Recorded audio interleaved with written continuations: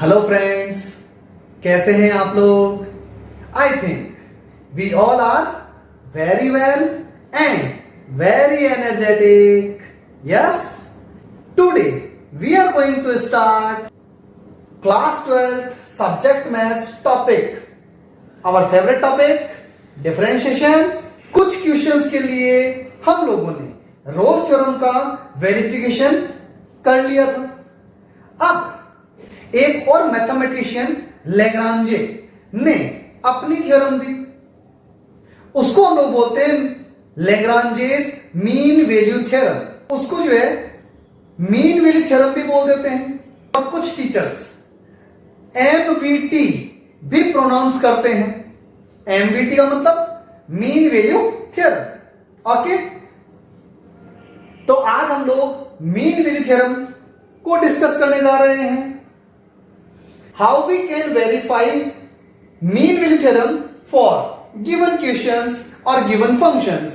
Okay, हमारे maths की NCERT book में चैप्टर नंबर 5 एक्सरसाइज 5.8 में दो थ्योरम्स दे रखी हैं.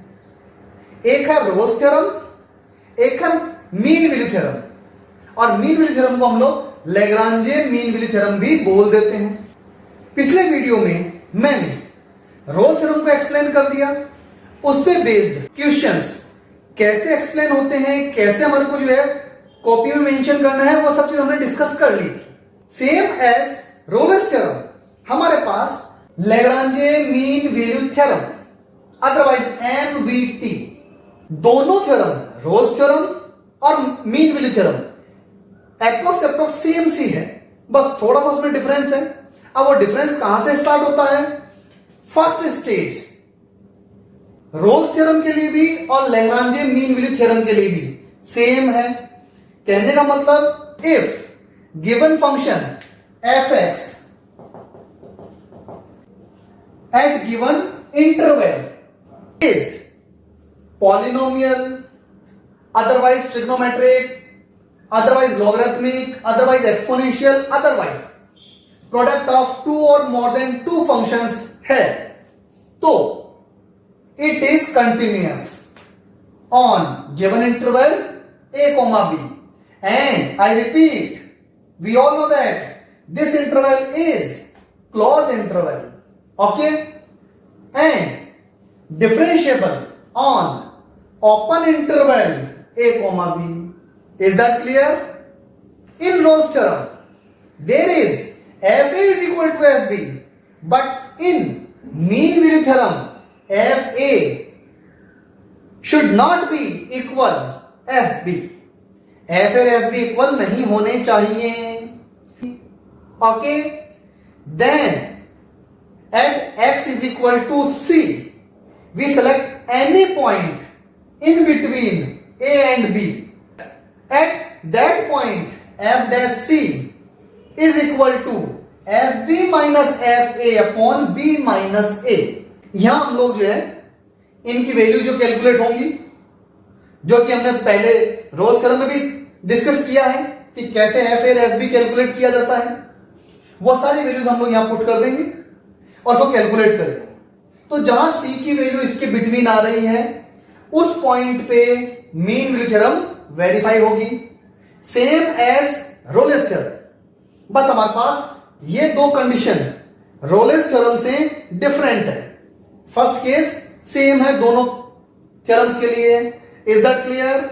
Now we are taking some questions based on this topic. Okay, board exams में किस टाइप के क्वेश्चंस आते हैं, कैसे अपने को उनको कॉपी में मेंशन करना है, उसका क्या प्रोसेस है, अब हम लोग वो डिस्कस कर लेते हैं. Okay then, yes, let me start. Yes बेटा, our question is verify Lagrange's mean value theorem for function. अब देखो फंक्शन कैसा है हमारे पास, x minus 3, x minus 6, x minus 9, product of these three terms. तो हम लोग इसको प्रोडक्ट ऑफ फंक्शंस भी कह सकते हैं, लेकिन जैसे हम लोग इसको सिंप्लीफाई करेंगे तो ये हमारे पास एक पॉलिनोमियल बन जाएगा, है ना. सो it is a polynomial function. और इंटरवल हमारे को गिवन है क्या, ये 3,5 गिवन है। हमें मीन वैल्यू थ्योरम वेरीफाई करना है कि देखते हैं कि वेरिफिकेशन होता है कि नहीं होता। तो बेटा टाइम सेविंग के लिए मैंने पहले एक फर्स्ट स्टेटमेंट जो है वो हमारे को एज इट इज लिखना है, वो मैंने यहां मेंशन कर दिया।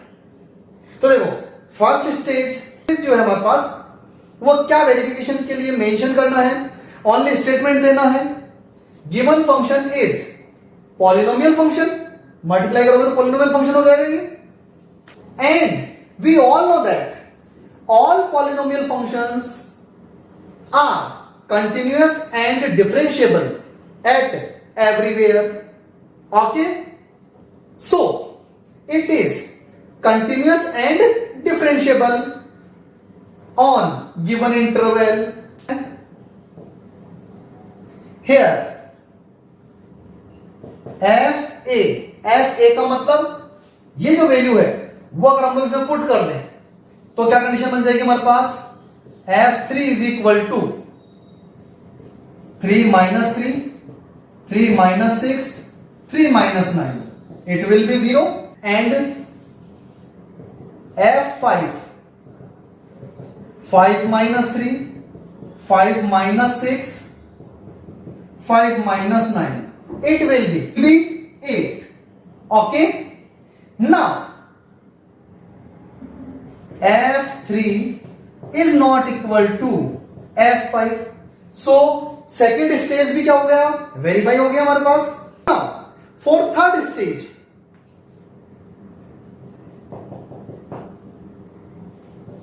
Now at x is equal to c,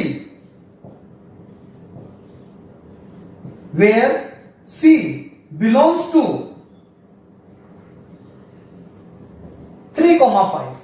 तो बेटा पहले मैं जो इसको थोड़ा सिंप्लीफाई कर दूं क्या, यहां हमारे पास गिवन फंक्शन क्या है, f(x) is equal to x minus 3, x minus 6, x minus 9। इसको मल्टीप्लाई कर ले हम लोग। जब हम लोग इसको इन ब्रैकेट्स को सोल्व करेंगे तो हमारे पास कंडीशन आ जाएगी, आप लोग कैलकुलेट कर लेना, मल्टीप्लाई कर लेना ब्रैकेट्स को। It is x cube minus 18x square plus 99x minus 162। Is that clear? ये हमारे पास कैलकुलेशन आ गई। अब इस फंक्शन को हमारे क्या करना है, डिफरेंशिएट करना one time. So it is f dash x is equal to 3x square 36x plus 99। Is that clear? Okay, now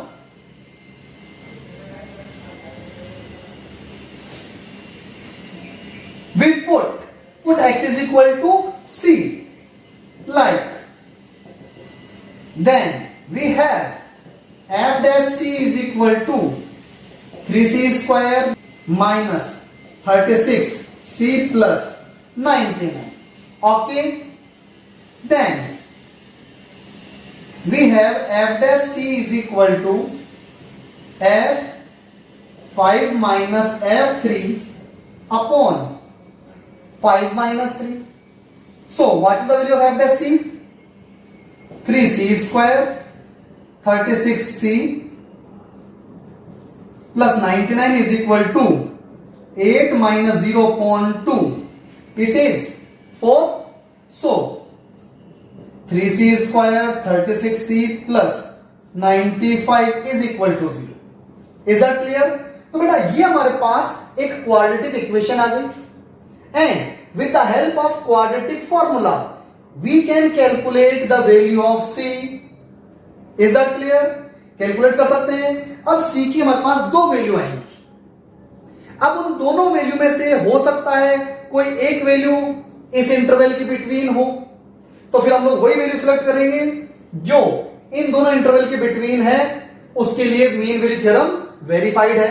ये लास्ट में एक स्टेटमेंट मेंशन कर देंगे अपनी कॉपी में। ओके, लेकिन यह भी पॉसिबिलिटी है कि सी की दोनों वैल्यू ही इसके बिटवीन हो सकती है, तो दोनों के लिए वेरीफाई होगी। यह भी पॉसिबल है सी की दोनों वैल्यू ही इसके बिटवीन नहीं आए, तो फिर हम लोग ये मेंशन कर देंगे लास्ट में कि mean value theorem for this function not verified. Okay, simple सा है पैटर्न। तो बेटा देखो, रोलेस थ्योरम और मीन वैल्यू थ्योरम दोनों में फर्स्ट स्टेज सेम है, सेकेंड स्टेज से थोड़ा डिफरेंस आ जाता है, वो हम लोग लर्न रख लेंगे। Okay, now I am taking one another question for practice of mean value theorem.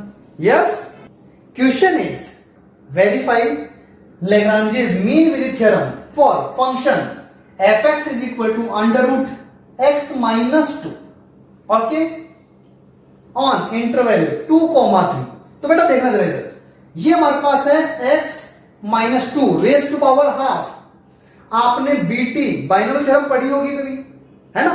तो बाइनोमियल थ्योरम में भी जो हमारे पास अगर ऐसी कोई कंडीशन आती है तो हम लोग इसको एक्सपेंड कर सकते हैं। तो ये भी हमारे पास कैसा बनता है कि पॉलिनोमियल बनता है। So we can say given function is polynomial function, so it is continuous on given interval and differentiable on given interval. Okay, now for second stage, here f2 in square root 2 minus 2 will be 0